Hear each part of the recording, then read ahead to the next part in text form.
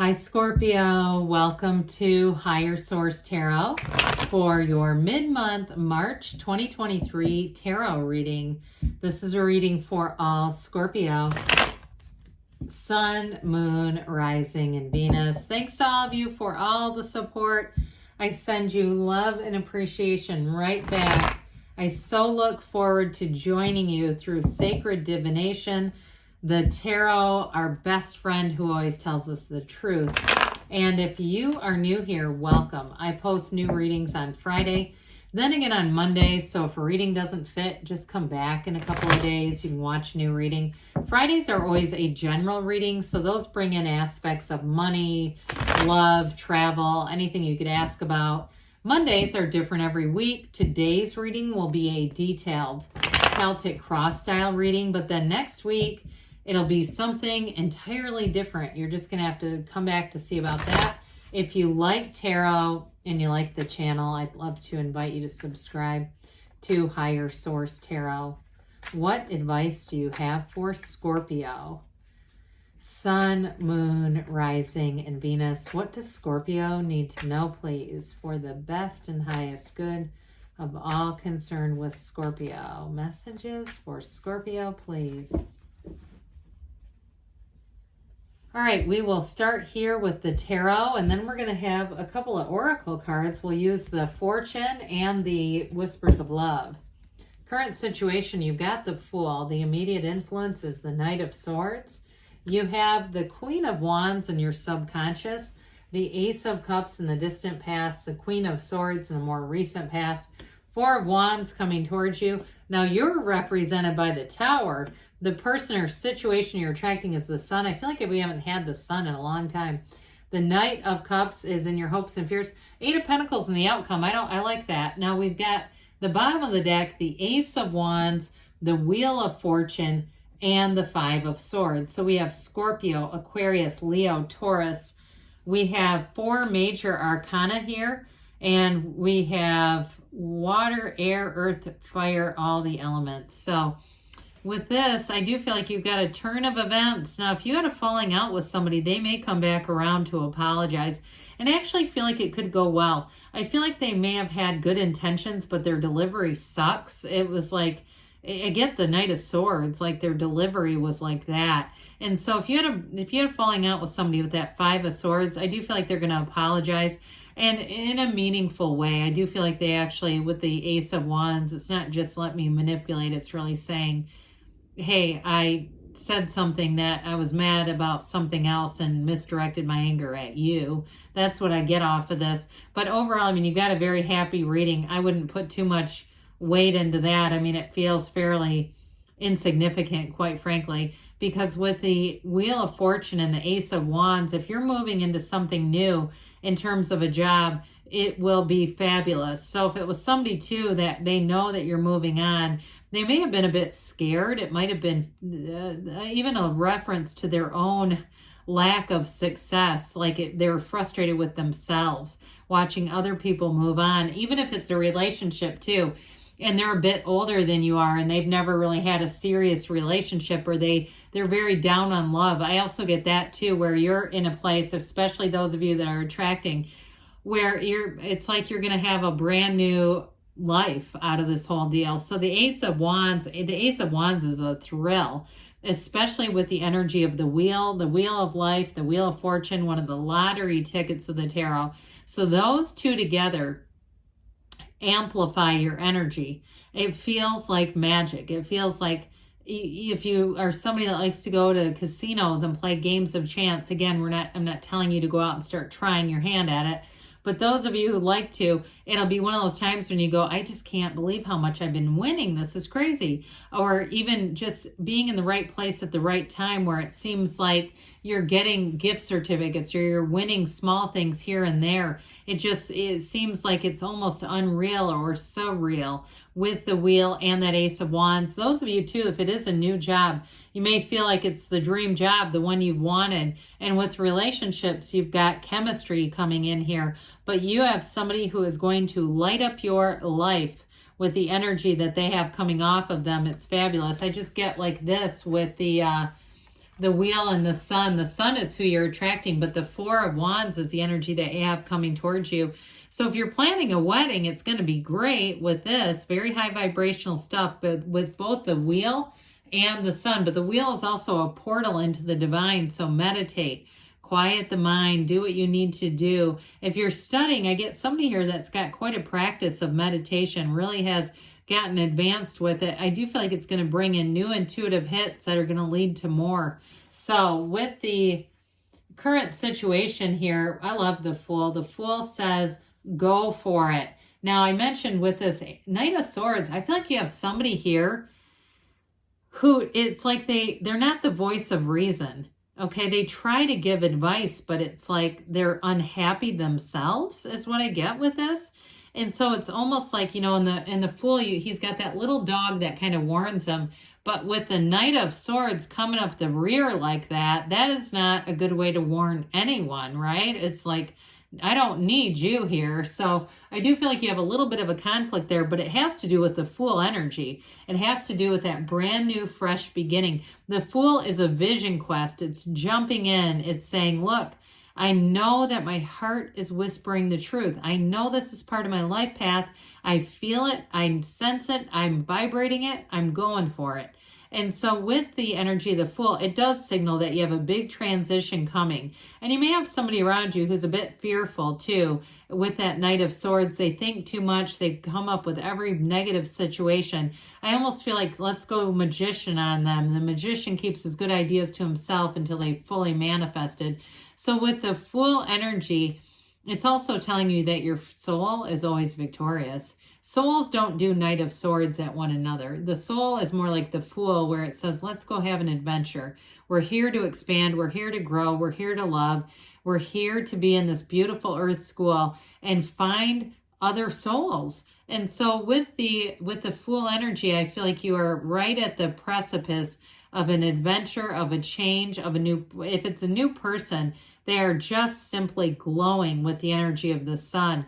They're uplifting. They're fun to be around. It feels like a bit free-spirited, which does not mean irresponsible, but especially with the Fool has you releasing all resistance. So you have no judgment there.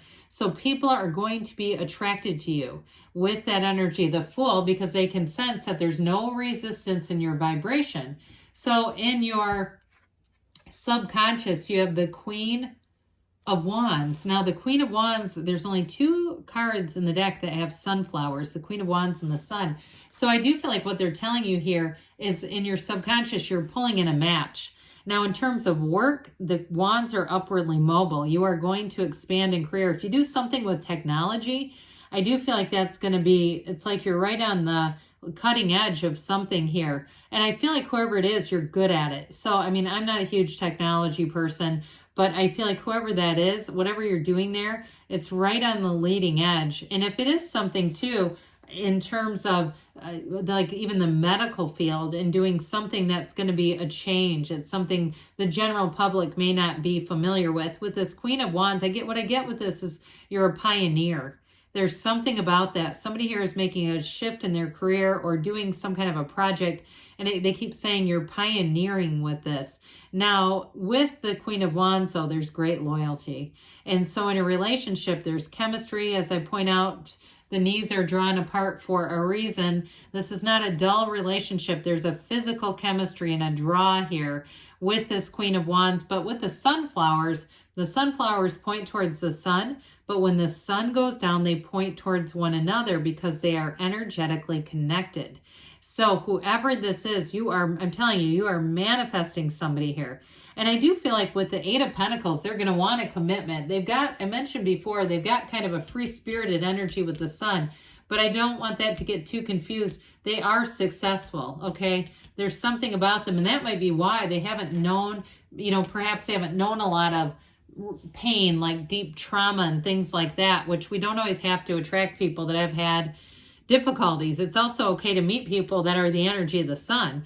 So in the distant past, we have the Ace of Cups. Now, for some of you, with the Queen of Swords right after it, it does indicate that there was pain. You might have thought it was a relationship that was going to run the distance and it ended. However, with others of you, it also may be one of those situations where this Ace of Cups relationship has helped bring healing to the Queen of Swords. So with the Ace of Cups, either way though, it is truly an emotionally intense time. So again, in the distant past, if you started a new love, a new passion, a new endeavor, doesn't matter, it was feeling it deep, deep down. And so with this Ace of Cups, you've got the Yads or Yods of the tarot. So no matter what happened with this, it brought in gifts. Even if it was a relationship that gave you a lesson that you learned from it, it still is a gift, saying, I learned from that. And so as you go forward, now some of you, I don't see it as ending because you do have that Four of Wands that turns into a marriage card over here. But it may have also been a lesson in how to be loved too for some if you've had some challenging relationships in the past. Well, the Queen of Swords brings in intellect and clarity, facility for communication. You have very clear communication in this. Those of you with the Four of Wands coming right up after this and your Tower energy, if it is you out interviewing for jobs or if you're in a supervisory capacity, I do feel like some of you may have to make a difficult decision and make a big change, all right? Either way, if it's a new job for you, you'll knock it out of the park. I do feel like if you have to lay people off for some reason, I do feel like you do it in a way that is diplomatic with this, okay? Because there's nothing worse than people get laid off through a way that's very insensitive and it gets into the, news and shit like that. I feel like that's more the King of Swords. But with this, I feel like you won't have to go back and try to mend anything. It happens the way it happens. But with the Four of Wands, this is expansion, it's growth, it's celebration, it's true partnership. You're going to have a lot to celebrate with this Four of Wands coming in. It is also, too, with this, a push and pull of energy, all right? So those of you that we say the pain pushes until the vision pulls. The vision has you moving forward through these two pillars, the 1111 card. There's a foundation here that's already been laid.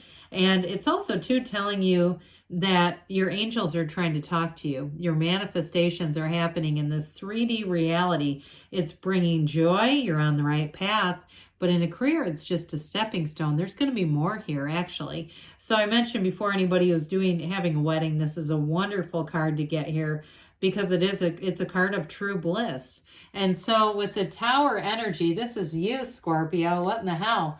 But with this, though, it's making a radical shift. Now, for some of you, I get this in the body. If you're making a radical shift and you're saying, this is the year I'm really going to understand how my personal body works.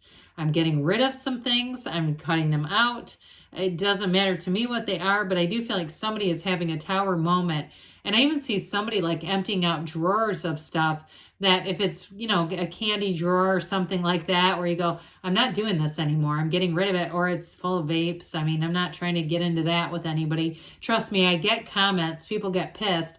But with this, I do feel like it's you taking on you.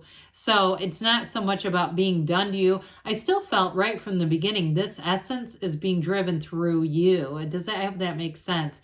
But ultimately, too, you have the Yads or Yods of the tarot here, bringing in blessings. The Tower comes in because this was not sustainable. It was a tower built on sand.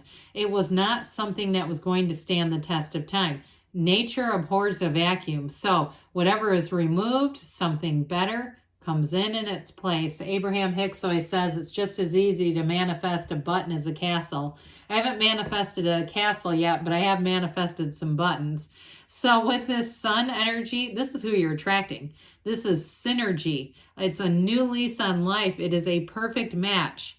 It's bliss, it's true joy, it's gains, it's riches, it's everything. The baby, this androgynous child, waves the banner of victory. So they're trying to tell you you're going to have great success. I even like these two together. I do. I feel like it's telling a story, all right, that what difficult choices you have to make are going to bring joy. It still feels like the Tower is not the easiest choice, but I also see the connection there. So the Knight of Cups says, hey, Scorpio, set your intentions. Be clear about what you want because I have these angel wings and I'm here to deliver something to you that's very important. So somebody here it is with the Sun energy of the most beautiful relationship.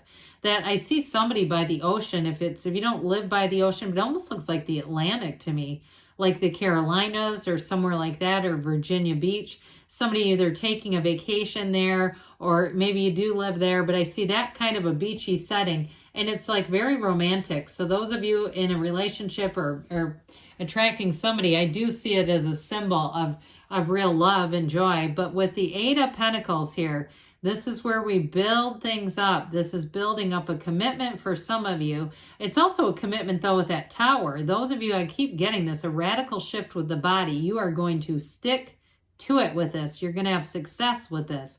And in terms of money, too, I mentioned with the job, this is just the beginning. This is the Four of Wands is just the beginning. The Eight of Pentacles, you may be driven and focused, but you are going to achieve at that job. Those of you who are going on to something new here. So let's see here what the Fortune Oracle has to say for Scorpio to attract financial abundance and prosperity.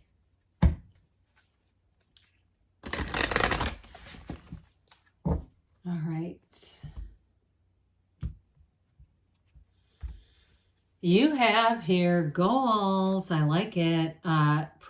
Progress is positive and personal goals will be achieved. At first I saw that and I thought it said progressive. So I feel like progressive may be an important word for some reason. So let's see here now what the angels have to say about love. What does Scorpio need to know about love, please? Advice for Scorpio on love. You have here simple acts of kindness. Kindness energizes you and brings happiness to those around you because you get what you are. Good things are on the way for you, Scorpio. I love you, and I'll be back again soon.